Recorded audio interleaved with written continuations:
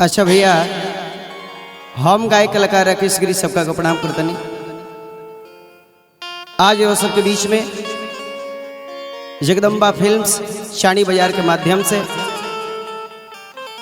और वो सबके कुछ भजन कीर्तन निर्गुण पूर्वी सुनावे जा रहल बानी। साज से संगत कर रहल बानी। बेंजी पर हमरा राकेश भैया, तबला पर हमरा शैलेंद्र भाई, ढोलक पर हमरा तूफानी भैया, जोड़ी पर हमार राजवंशी भैया। आई भजन के भाव रहता मास्टर कि तुलसी बाबा के दावा खाना हो सिरहाना राखो, तो तुलसी बाबा के दावा खाना हो सिरहाना राखो।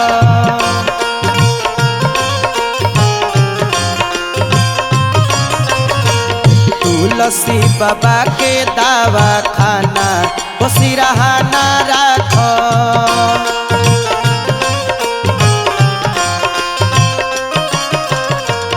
ए जी सिरहाना राखो, ए जी सिरहाना राखो।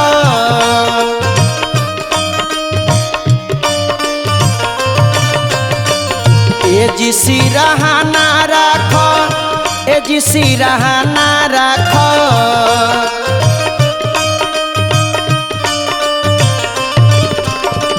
तुलसी बाबा के दावा खाना हो सिरहाना राखो।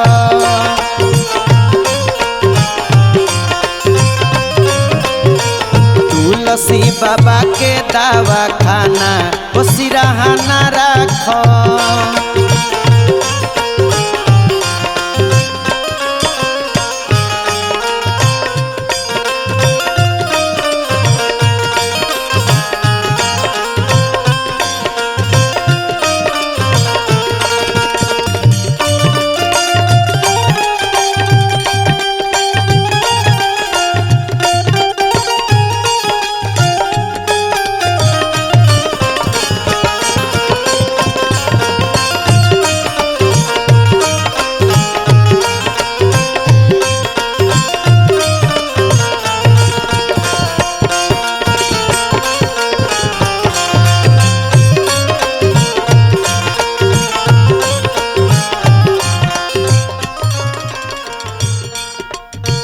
बालकांड मीठे मीठे, अयोध्या बाच ढीठे ढीठे।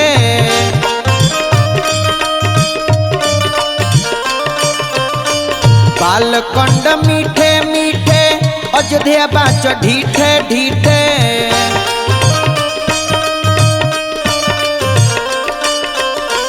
जंगल के बान्हलो तू छाना, जंगल के बान्हलो तू छाना ओ सिरहाना राखो।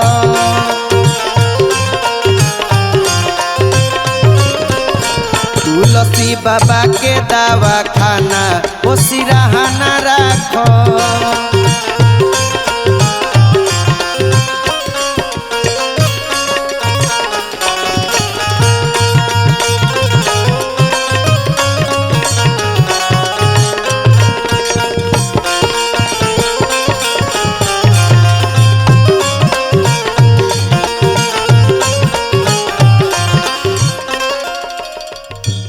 किंदा कड़ी कड़ी, सुंदर के मुख खड़ी खड़ी।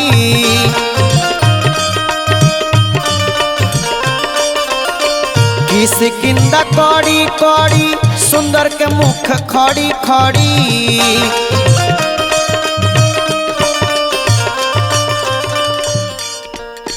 रोटिलो न राम रस दीवाना, रोटिलो न राम रस दीवाना ओ सिरहाना राखो।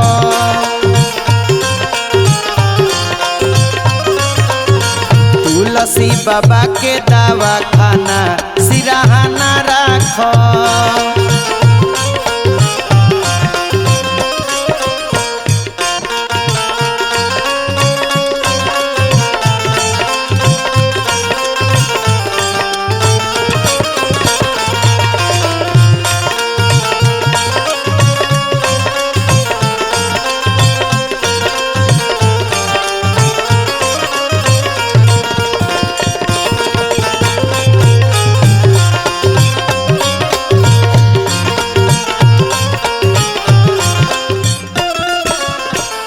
भैया ठेकी ना बीमारी हाड़ी रहब निरोग शिकारी ठेकी ना बीमारी हाड़ी रहब निरोग शिकारी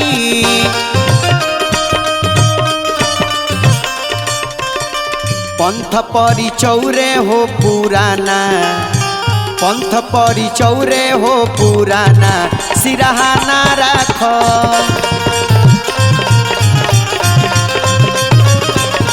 तुलसी बाबा के दवा खाना सिरहाना राख।